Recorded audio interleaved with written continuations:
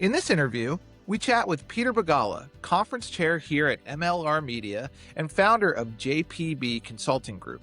He joins us to explain the concept of shadow governance, how rising generation family members can begin practicing collaborative decision making before they're officially in charge, helping to build trust, confidence, and stronger governance long before a formal transition takes place.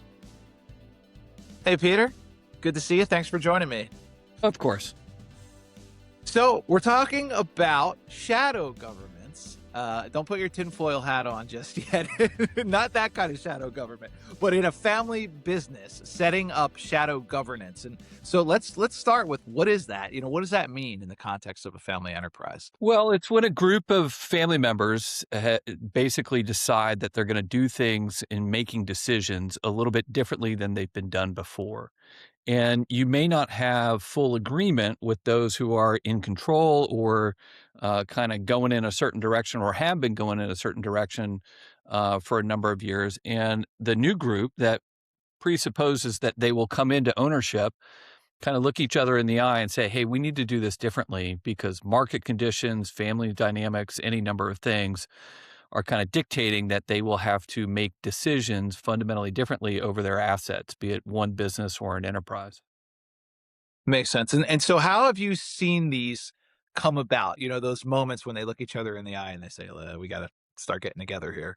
Well, it's a couple of things. As I said, the market could be getting different and more complex, and some of the older models are not working. Or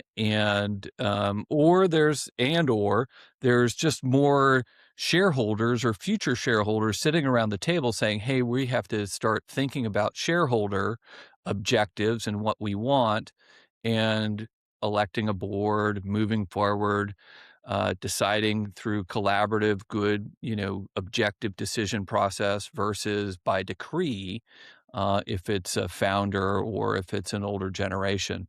Or the dynamics are just such that the tone and texture of the decision making is not psychologically safe. It's difficult. It's kind of fraught with a lot of emotion versus objective, good, heartfelt debate. And once they decide that they should do this, what's the kind of the first step? Yeah, so the shadow governance, is really the worst case scenario. That's where you're really Yeah. doing it off the books. And Right. what's happened is that everybody's looked each other in the eye and said, "Hey, we got to do this differently," and the older generation or those in charge will not like it. And so let's just kind of talk about what we want, where we want to go, and we won't tell them that we're doing that. The other model is, hey, we're going forward. We're starting to think about, when we have to make decisions around ownership or board kind of decisions, this is our process. This is the culture of decision making that we want to foster. And we're just going to practice. We're going to kind of move it forward. Certainly control still resides with you, mom, and you get to decide what happens fundamentally, but we have to kind of set some new norms and some new cultural kind of features to all of this. And it might be a process. It might just be, hey, don't emulate how mom used to make decisions, or grandpa used to make decisions this way quietly without a lot of input. We don't want you to do that, brother. We want to be part of this. Um, so yeah, I mean, to answer your question very directly, first is, hey, we want things to be different in terms of how we talk to each other, what our process is. It may mean formalizing shareholder meetings, maybe formalizing a board, maybe formalizing a council. Any number of things could come about. But when you say, hey, we want to do it different, you need the reason for doing it different, Yeah. and then second, you need the rules of the road. This is how we make decisions. This is how we talk to each other. This is the process that we go through. And those are from timing to respectful discourse to steps along the way, who gets input over what kinds of decisions. Any number of documents start to come about in this process.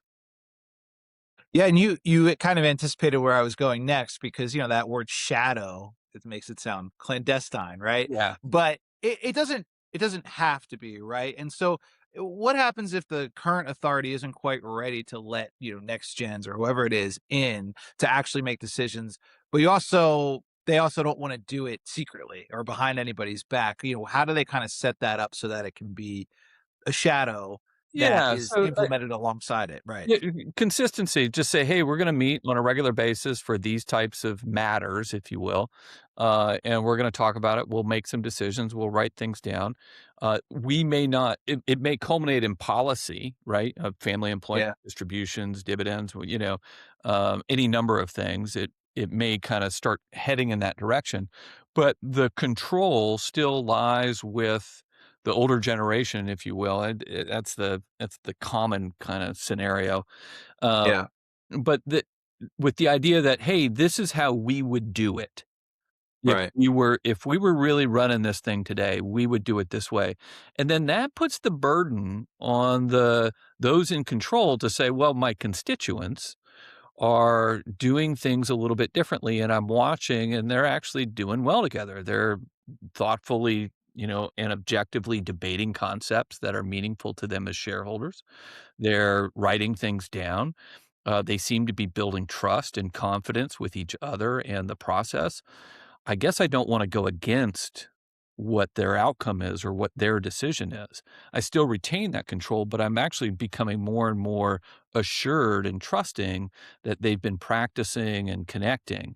And then I'm just kind of there as the controller, the decider Yeah, to actually just make it, say, yeah, of course, that's you guys decided that way. That's great.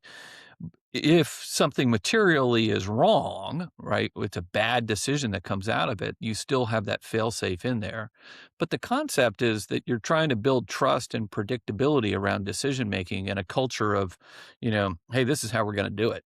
And oh my gosh, older generation, you don't like that? Well, that's your prerogative. And this is the hard part yeah, for those who are younger. And I've been in this situation with families for a number of years where they build policy, they build a number of things, but the older generation doesn't pay attention to it and often vetoes it or goes around it to bestow yeah, favoritism and control to the grandkids. That's actually really pernicious and a harder scenario to stamp out, if you will. yeah. I love that idea of it being sort of framed as practice, right? Because I had a conversation with somebody recently where they were saying that the patriarch of the family was one of those patriarchs who doesn't necessarily think the next generation is ever going to be ready, doesn't really see them as having the aptitude. And once they got to see them in action, interacting with each other, and the patriarch may not even have agreed with what the conclusions they were coming to, but just seeing that like they had their act together, they were organized and they worked together, really, I think gave the patriarch some relief, right? That, oh my gosh, like they have their act together more than I thought they did.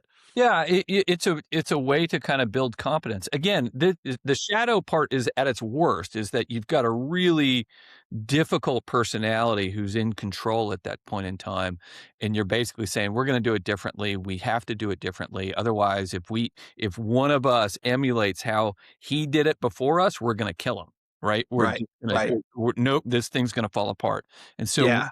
so it's the emotional intelligence as a sibling group or as a cousin group to say, we can't do it the same way. And oftentimes, as in your example, the patriarch or matriarch's like, oh yeah, okay, I see that they're coming along. All right, I'll begrudgingly let that one go. I'll pick my Yeah. battles a little bit more judiciously. I'll remain in control, but I do see that they're moving along. They Yeah. become less of a skeptic. If they're a caustic Exactly. kind of personality, sometimes you can just, by being sweet and nice and thoughtful and predictable, over time, maybe that it doesn't have to be in the shadows. It can come forward. Yeah. Excellent. Well, super interesting topic and something that I guess I had heard a little bit about, but I had never really heard in these terms. And so it's really, really interesting. So Well, I use the shadow government phrase provocatively. I'm not yeah. advocating for a coup or anything, but I I am seeing that the reality is sometimes you just have to practice differently and maybe just kind of make a commitment to those who want to do it differently. Yeah, I'll do it differently with you. We can't replicate what the generation before us did. Yeah.